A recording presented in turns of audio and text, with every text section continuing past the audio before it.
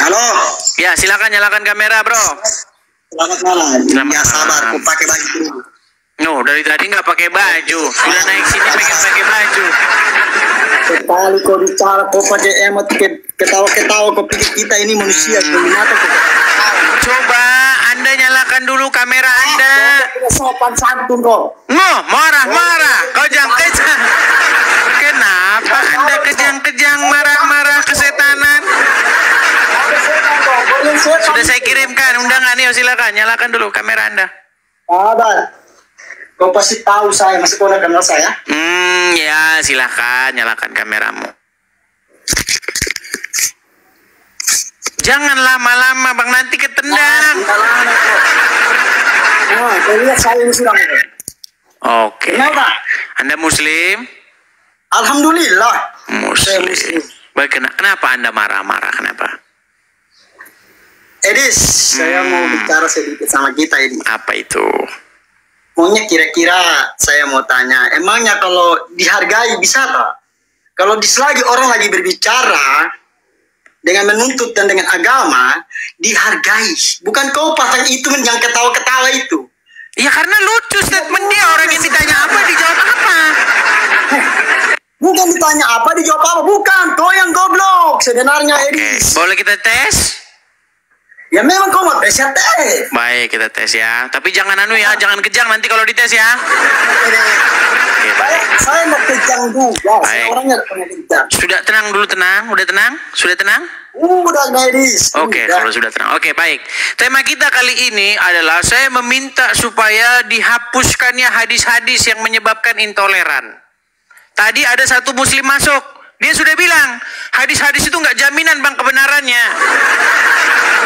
Oke, jawaban saya Gimana? simpel saja. Al-Quran yang tadi Bang Edis ada bilang tadi toh, Al-Quran itu sudah diturunkan, sudah diwahyukan untuk baginda Muhammad SAW. Nah di situ apa? Sallallahu alaihi wasallam. Apa Anda bilang tadi? Apa Anda bilang tadi? Kalau yang kau tuliskan itu, Anda bilang sallallahu alaihi wasallam gimana? Enggak, tadi dia bilang apa teman-teman? Waduh, masa Anda bilang sallallahu alaihi wasallam gimana ini Anda?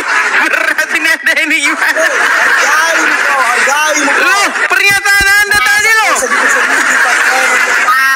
Oke, coba nih, gini. Menurut hadis, ya, jika Anda bertemu dengan orang Yahudi, orang Nasrani di jalan, apa yang harus Anda lakukan? Saya berlakukan dengan apa yang sudah diperintahkan oleh Allah. Apa itu? Sapa menyapa. Wah, baik. Mau saya tampilkan ayatnya? Bicara ke sembarang. Oke, kita tampilkan ayatnya teman-teman ya. Sabar, Edis. Kau jangan Mau ditampilkan takut. Saya mau tanya sama kau. Jangan dulu takut, Bang. Ini, kita mau tampilkan dulu. Ini ayat kita mau tampilkan, kok sudah takut begitu? Aduh. Sebentar. Jangan kejang kau. Sebentar. Tadi abang bilang, kalau bertemu dengan Yahudi atau Nasrani di jalan, disuruh disapa. Ya, betul. Itu bertentangan dengan ajaran Muhammad. Kalau bertemu dengan orang Yahudi di jalan, jangan disapa. Goblokmu. Wah, ya ampun, dibilang berarti Muhammad goblok. Semua, Edis, manusia sesama manusia. Baik. Saling sapa menyapa, Edis. Baik. Berarti dia ingin mengatakan bahwa nabinya goblok, saudara-saudara. Lihat nih. Bukan Nabi goblok. Nih, saya bacakan. Nabi pernah goblok. Apakah Anda bisa baca? Tuhan kalian itu. Apakah Anda bisa baca? Saya baca dulu ya, saya baca. Dari Abu Hurairah radhiyallahu anhu, Rasulullah sallallahu alaihi wasallam bersabda, "Janganlah kalian memulai salam kepada Yahudi dan Nasrani.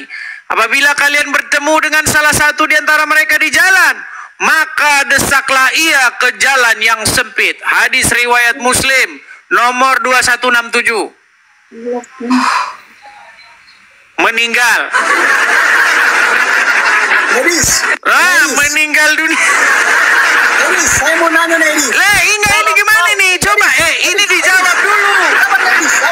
Jawab dulu ini bang. Jawab dulu ini. Jawab dulu nih.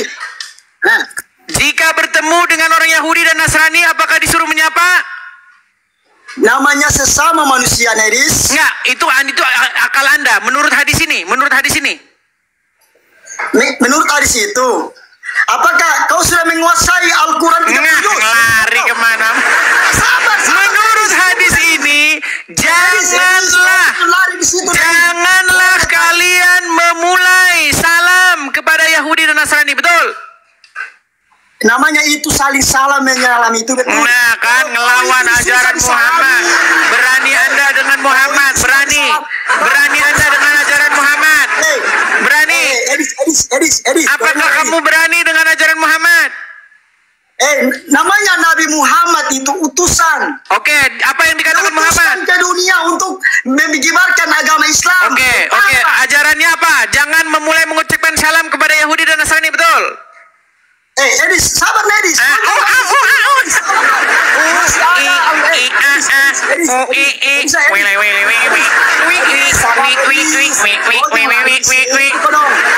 Coba deh yo.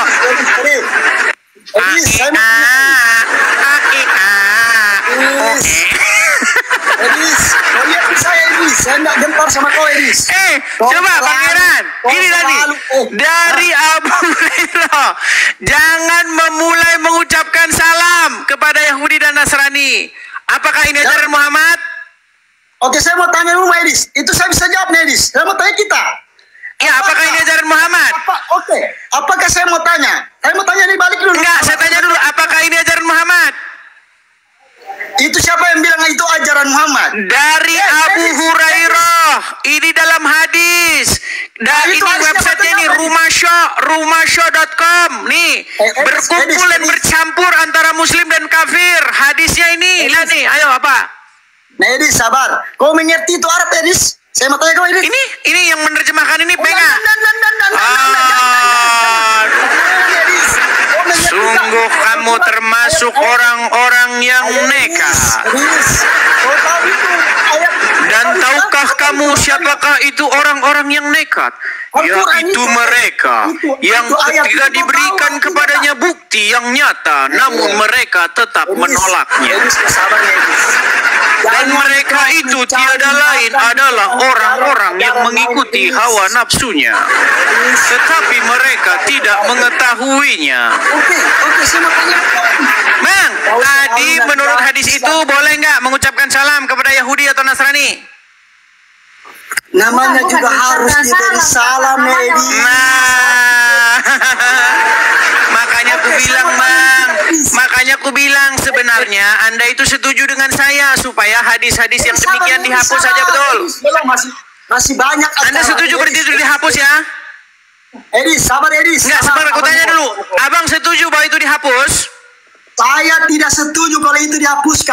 Kalau tidak dihapus berarti kalau bertemu dengan Yahudi dan Nasrani apa yang harus Anda lakukan? Saya mau tanya kita, apa itu sebaliknya? Berat ini teman-teman, berat. Bang, kalau Anda percaya kepada hadis itu, Abang, Anda harus mendesak mereka ke jalan yang sempit. Anda harus jangan mengucapkan salam kepada orang Yahudi dan Nasrani. Persempitlah jalan mereka, betul? Tidak mungkin. No, tidak mungkin. Udah kutunjuk tadi. Kita tidak berikan salam. Bang, Abang bisa baca? Kita saling sapa menyapa. Bang, kau bisa baca apakah tidak? Bang, kau bisa baca apakah tidak? Kau bisa baca apakah tidak? Edis, agakmu saja diberi salam kepada kita. Ini berat ini. Apakah kau bisa baca atau tidak?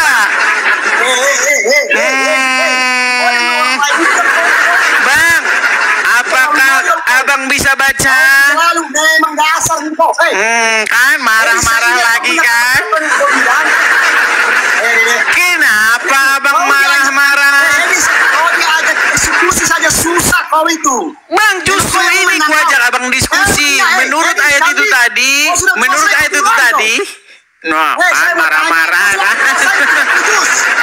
Ku baca dulu Bang ya. Nih, dari Abu Hurairah radhiyallahu anhu, Rasulullah Shallallahu Alaihi Wasallam bersabda, janganlah kalian memulai salam kepada Yahudi dan Nasrani. Apabila kalian bertemu dengan salah satu dari mereka di jalan, maka desaklah ia ke jalan yang sempit. Betul? Nah, Edis, namanya juga sama manusia, insan yang lemah di mata Allah, di mata iya, tapi menurut hadis ini disuruh diapain? Oke, sama kayak kau. Enggak, menurut hadis ini disuruh diapain? Kau bisa tak hapus itu sendiri? Kau bisa tak? Hapus itu sendiri. Makanya saya minta kalian supaya hadis ini dihapuskan. Betul. Tulis itu bisa kau hapuskan di. Berarti menurut hadis ini dihapuskan, betul? Seharusnya dihapuskan menurutmu. Jangan kau. Gimana ini? Jadi menurut hadis ini, menurut hadis ini, menurutku dihapuskan. Betul nggak? Teman-teman semuanya, kalian lihat hadis. Ayel, orang lain kau tantang kau. Edis, 30 juz kalau kau sudah hafal. Abang ini saya akui, itu sudah dikasih tahu, tapi masih ngeyel. Jangan kau sebar. Nyari mu kau. Jangan Edis. Oke lah bang, aku mau nyanyi dulu bang. Aku mau nyanyi bang. Boleh aku nyanyi?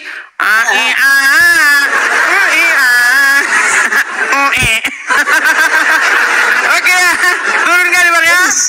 Aduh, kita kasih lu kesempatan muslim yang lain lah. Aduh.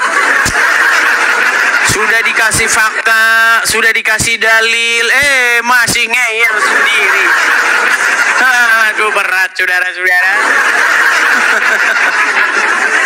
Oke, kita kasih naik ada Lina Fitriyati. Ini berat. Ya, saudari Lina Fitriyati.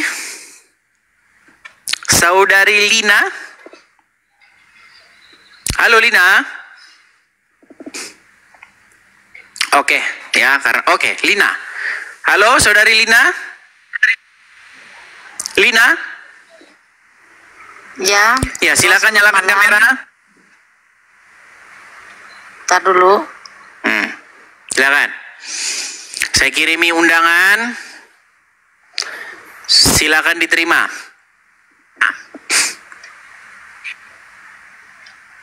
Kita hitung sampai 3 ya. Kalau dia masih lama kita turunkan. 1, 2, 3. Baik, kita turunkan ya. Karena si Lina dia tidak membuka kamera, kita turunkan. Kepada teman-teman muslim, kalau Anda ketakutan ya mau naik kemari, tolong suruh Ustadz Anda kemari. Ya. Terima kasih Dennis, makasih. Teman-teman yang memberikan support, saya ucapkan terima kasih ya teman-teman ya. Saya ucapkan terima kasih. Oke, kita kasih naik ada Noi. Oh, kok mana Bang Ben? Salah menaikkan orang. Bang Ben, apakah Anda muslim? Sorry. Bang Ben? Oke, kita kasih naik lagi ada FN95. Coba muslim yang ini ya, yang naik ya, yang mengerti agama Islam begitu ya. FN95, apakah Anda muslim? Sorry bang, saya Kristen bang. Oke, saya turunkan ya. Teman-teman yang Kristen, sekali lagi teman-teman, tolong jangan mengajukan permintaan naik ya.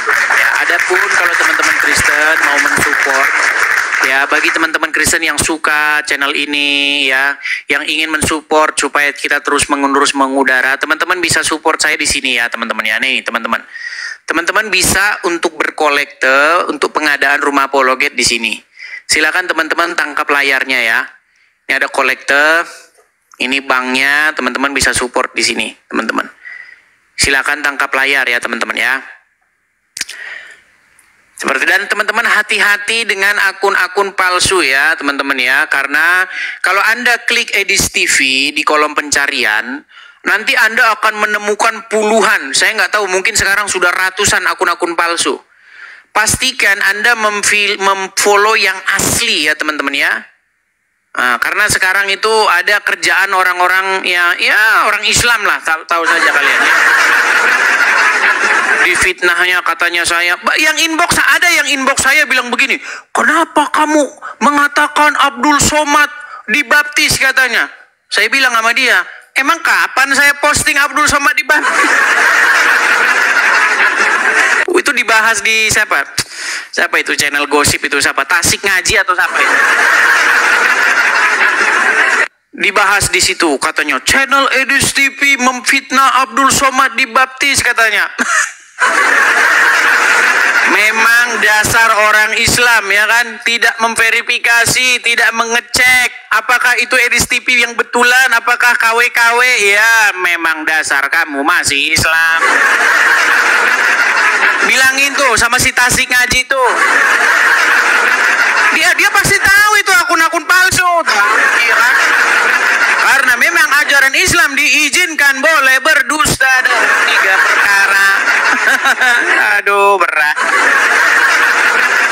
Oke, kita kasih naik ada Pak Ibnu Kalam. Ibnu Kalam. Ya, silakan Ibnu Kalam. Ya, selamat malam. Selamat malam Pak Ibnu Kalam. Gimana? Ini kalau saya mau minta izin. Ini kalau saya lihat Pak Ibnu Kalam, saya ingat itu loh. Siapa itu? Jackie Chan ketika dia bertemu dengan ahli, ketika dia mecahkan merica itu, hot shot. Nah ini, Anda mirip itu. Gurunya Jackie Chan itu loh. Ya silakan Pak Kalam. Ya, pertama-tama saya minta juga mau melive-kan siaran Anda. Dan jangan saya dikenai copyright. Ya, kena copyright.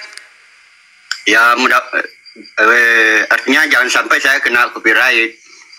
Karena saya mau juga melive-kan channel Anda kan. Oh begitu, mau melive-kan. Oke Pak Kalam, bagaimana? Apakah Anda setuju dengan dihapuskannya hadis-hadis yang menyebabkan intoleran? Ditutupi saja. Sebagaimana ayat di dalam Al-Quran itu, kan begini, kalau hadis seperti itu kan ada hadis lain di mana Nabi Muhammad itu menggadaikan baju besinya kepada orang Yahudi. Sampai sekarang belum dibayar. Itu kan sudah Anda bahas. Ya, sampai sekarang belum dibayar utangnya Muhammad kan? Ya. Iya. Jadi begini teman-teman, ketika kita baca hadis, kita ini makin bingung dengan sosok Muhammad. Nabi Muhammad itu ada yang baik hubungannya kepada Yahudi, ada juga yang kurang bagus. Begitu. Jadi gini Pak Kalam, gini. Semakin saya baca hadis, semakin saya bingung dengan karakter Muhammad. Menurut Abdul Somad nih, ya, ghanimah atau harta rampasan perang yang didapatkan oleh Muhammad itu dihitung kalau nggak salah sekitar berapa ratus miliar. Iya betul. Ya kan? Ada itu. Iya. Jadi menurut Abdul Somad, ghanimah yang dihitung, ya kan? Nih, sebentar, sabar teman-teman. Jadi kita makin bingung. Kalau kita perdalam Muhammad ini, teman-teman, memang akhirnya umat Islam itu akan meninggalkan hadis-hadis ini seperti Buya Sakur. Makin bingung. Ya. Nih. Betul. Sebentar ya.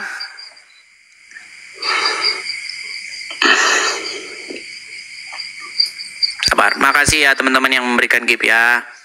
Nih, menurut Muhammad, menurut Abdul Somad, nih, seginilah harta rampasan perang yang didapatkan, nih ya.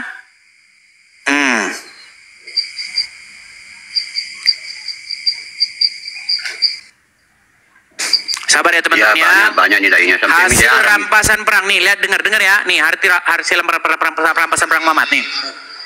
Kali 50.000 keping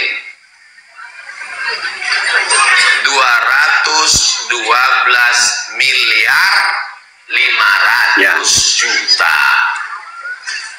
Harta rampasan perang Badar 212 miliar 500 juta. Berapa jatah Nabi? Wa'lamu annama ghanimtum min syai'in fa inna lillahi khumusahu. Ketahuilah bahwa harta rampasan perang maka Nabi dapat khumus. Khamsah 5, khumus 1/5. 1/5 itu berapa? 20%. Kalau 200 miliar, 20%-nya berapa? Lebih kurang 40 miliar. Bayangkan ayah kita punya duit 40 miliar. 40 miliar jatahnya Muhammad. Ya. Tapi di dalam hadis katanya Muhammad jual baju buat makan. Ini bagaimana ini, makin saya pelajari agama Islam kepala saya makin pusing. Di dalam riwayat hadis menurut Aisyah, Muhammad pernah saking dia tidak punya duit, dia gadaikan baju perangnya kepada Yahudi untuk beli makan. Katanya sampai Muhammad meninggal, dia tidak mampu membayarnya. Tapi kata Abdul Somad, harta rampasan perangnya sampai 40 miliar. Makanya Pak Ibnu Kalam, gini, saya memaklumi yang barusan datang tadi, Pak Muhammad Ilmi tadi. Dia bilang begitu, saya tahu itu, karena dia sebenarnya sudah mendalami agama Islam. Karena begini, saya melihat ya, Muhammad, makasih. Saya melihat seperti sosok yang mengarang-arang hadis ini, dia ingin membentuk karakter Muhammad ini sesuai dengan permintaan umat. Kalau dia pengen Muhammad digambarkan sebagai sosok sederhana, dikaranglah hadis bahwasanya Muhammad ngutang untuk makan. Kalau dia pengen bagaimana Muhammad orang kaya, dibikinlah dia dapat jatah rampasan perang 40 miliar. Kalau ingin bikin Muhammad cerita orang yang baik hati, dikaranglah cerita pengemis Yahudi buta. Ya. Iya. Jadi saya begini teman-teman, saya melihat bahwa saya teringat dengan buku yang ditulis oleh Robert Spencer. Apa yang dikatakan oleh Robert Spencer? Dia menulis sebuah buku yang berjudul Did Muhammad Exist? Apakah Muhammad itu sungguh benar-benar ada? Nah, dalam buku itu saya baca, kesimpulan dari buku itu begini, sosok Muhammad sesungguhnya ada. Tetapi sosok Muhammad yang dikenal oleh umat Islam itu lebih merupakan sosok legenda ketimbang sosok yang historis. Menurut buku Did Muhammad Exist? Salah satu yang membuat saya yakin bahwa sosok Muhammad yang dikenal oleh umat Muslim ini lebih merupakan tokoh legenda ketimbang tokoh yang nyata. Misalnya, Muhammad suatu waktu dikatakan sedang tidur-tidur di pembaringan. Kemudian terbukalah atap rumahnya, lalu dadanya dibelah, diambil hatinya, dicuci pakai air jam-jam. Kayak kita macam nonton Kespa Tom dan Jerry. Dan saya sudah pernah ngobrol itu dengan orang Muslim. Banyak orang Muslim yang mengatakan itu cerita itu ya fiksi aja itu, Bang. Karena katanya Muhammad itu dibawakan nampan. Dibawa nampan kepada dia. Nah, di nampan itu katanya berisi iman dan kebajikan. Sejak kapan iman dan kewajiban berbentuk gelas? Berbentuk piring? Sejak kapan iman dan kebajikan itu berbentuk fisik? Maka dibawa nampan kepadanya. Ya kan? Disuruh milih susu atau madu. Ya kan? Lalu katanya setelah dibelah dadanya itu, dimasukkan iman. Katanya dikeluarkan kotoran-kotoran dari dadanya. Lalu dimasukkanlah iman dan kebajikan katanya. Gara-gara itu Bahar bin Smith marah-marah. Iya, gara-gara itu berani kamu mengatakan ada kotoran di hati Nabi nih. Lihat nih ya, nih Bahar bin Smith nih ya. Bentar ya, nih. Kita tampilkan data-datanya biar saya nggak dibilang fitnah ya. Nih, sebentar ya. Nih. Nih, sabar ya, nih. Kita putarkan semua. Ini biar kalian paham nih ya, nih. Sabar ya. Rasulullah, sudah aku buang di tempat yang tidak dilihat oleh orang. Di mana kau buang? Di perutku ya Rasulullah. Kenapa kamu tidak dilihat orang ya Rasulullah? Kata Rasul apa? Haram jasadmu disentuh api neraka. Darahnya Nabi suci, kencingnya Nabi suci, apalagi hatinya baginda Nabi besar Muhammad. Makanya kalau ngomong itu berdasarkan kitab. Kalau mau belajar, jangan belajar. Oh sebentar, saya putarkan yang penuhnya ya. Bagaimana di sini? Itu sebenarnya inti dari ceramah itu, Bahar bin Smith itu ingin ya mengatakan bahwa cerita-cerita yang mengatakan bahwa hati Muhammad dicuci itu dia nggak senang karena hati Muhammad tuh bersih, kata dia. Mana mungkin disuci-cuci, kata dia. Nih sebentar nih. Nabi suci, darahnya Nabi Muhammad suci. Abdullah bin Zubair pernah meminum darah bekas hijamah. Tahu hijamah? Bekam. Darah bekas bekam Nabi Muhammad. Nabi habis bekam, darahnya itu Nabi kasih ke Abdullah bin Zubair. Ya Abdullah bin Zubair, kamu buang ini darah di tempat yang tidak dilihat oleh orang. Abdullah bin Zubair bawa itu darah. Dia lihat nggak ada orang, dia minum darah Nabi Muhammad. Dia pergi lagi ke Rasulullah. Ya Rasulullah, sudah aku buang di tempat yang tidak dilihat oleh orang. Di mana kau buang? Di perutku ya Rasulullah. Kenapa kamu? Kan nggak dilihat orang ini ya Rasulullah. Kata Rasulullah apa? Haram jasadmu disentuh api neraka. Darahnya Nabi suci, dengkinya Nabi suci, apalagi hatinya baginda Nabi besar Muhammad. Makanya kalau ngomong itu berdasarkan kitab. Kalau mau belajar, jangan belajar di Google kamu. Belajar sama kitab-kitab salah. Oh.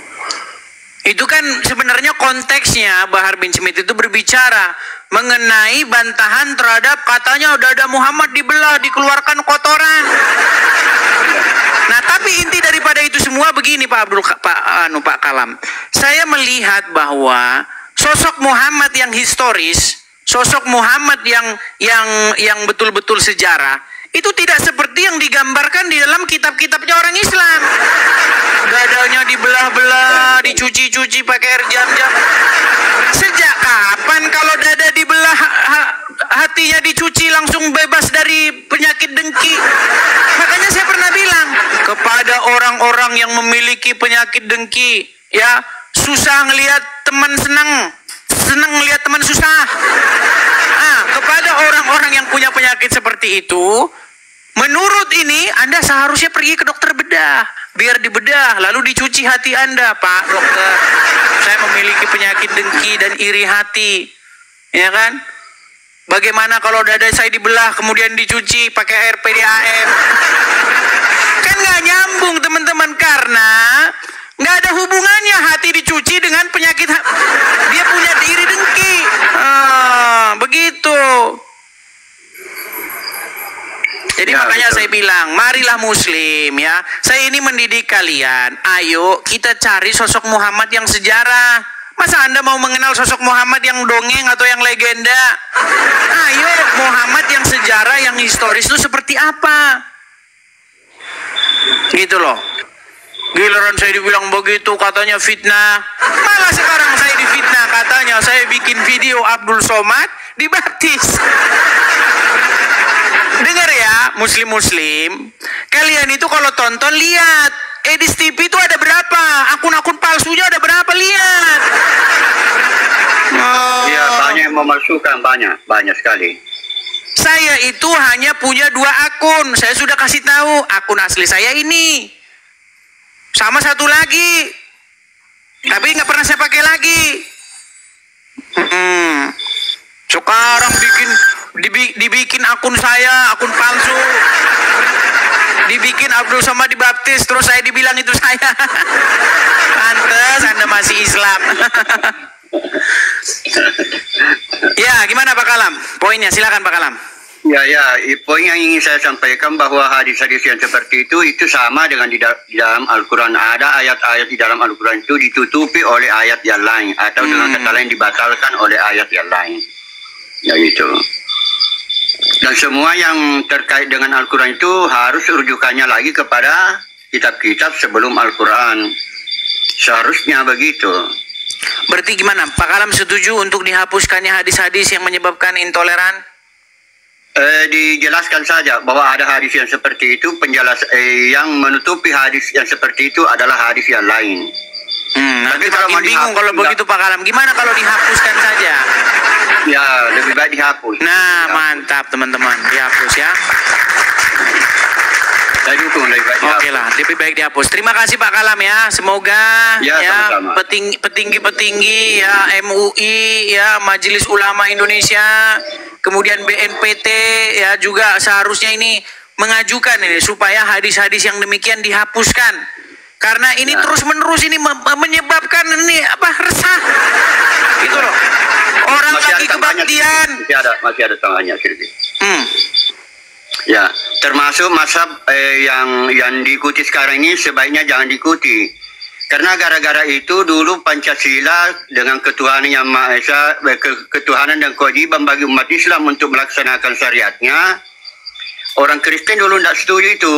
Karena mazhab yang sekarang ini, itu kalau orang Islam mencuri babi tidak dihukum. Orang Islam mencuri alat musik tidak dihukum. Itu mazhabnya Ustaz Abdul Somad itu. Oke, saya punya satu video Pak Abdul Kalam ini ya, Pak Kalam ya, Ibnu Kalam. Ini misalnya ini ya. Sebentar ya. Jadi mencuri babi tidak dihukum, mencuri alat musik tidak dihukum. Itu bermasalah besar mazhab di Indonesia. Nih, ada seorang santri. Bagaimana santri ini dia mencuri dia di Alfamart, terus katanya sah itu mencuri barang Yahudi. Ada Pak Kalam. Nih, inilah contoh-contoh karena mazhabnya itu. Mazhab yang diikuti. Saya tampilkan ya, nih ya. Nih saya tampilkan. Nih. Ketika Anda nih misalnya nih ya nih.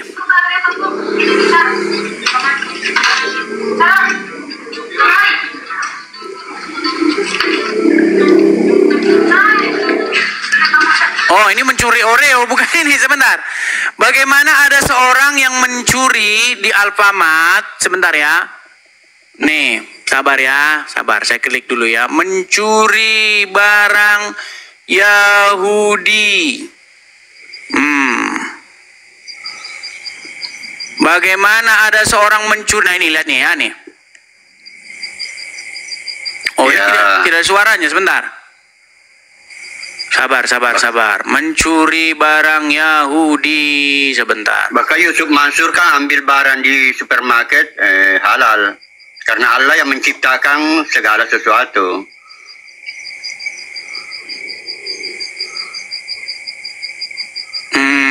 Ini.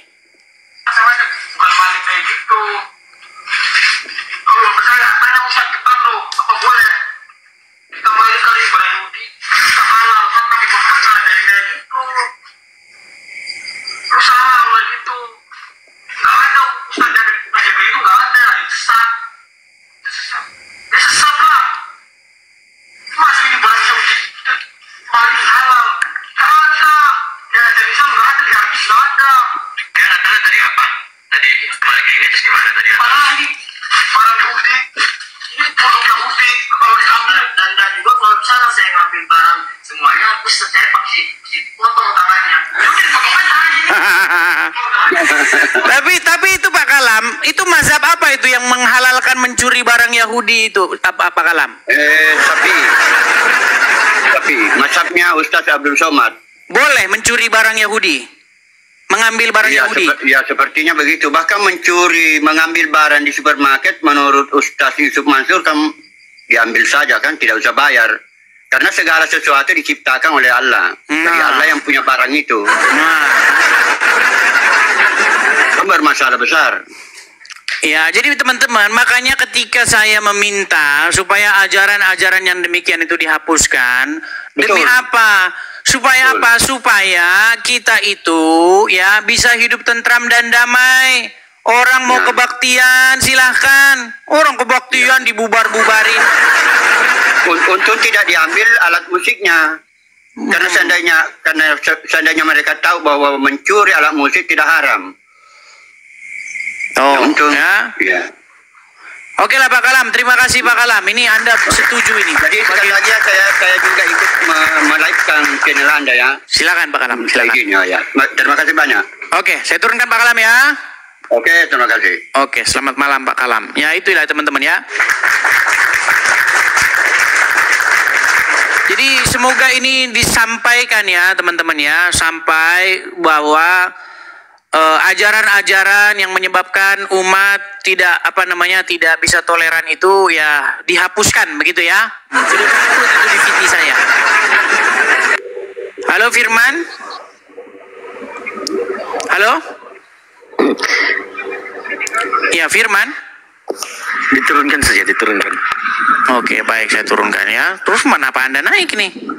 Ya, karena banyak yang inbox saya ini. Karena ada salah satu YouTuber Muslim, namanya Tasik Ngaji atau siapa itu namanya ya. Dia membuat video, katanya Edis TV memfitnah Abdul Somad dibaptis. Memang kerja orang Islam ya. Kenapa sih kalian? Karena tidak mampu membantah argumen lalu menebarkan fitnah. Ya karena memang di ajaran Muhammad boleh berdusta. Boleh berdusta dalam 3 perkara. Dan itu sedang dilaksanakan oleh para YouTuber Muslim.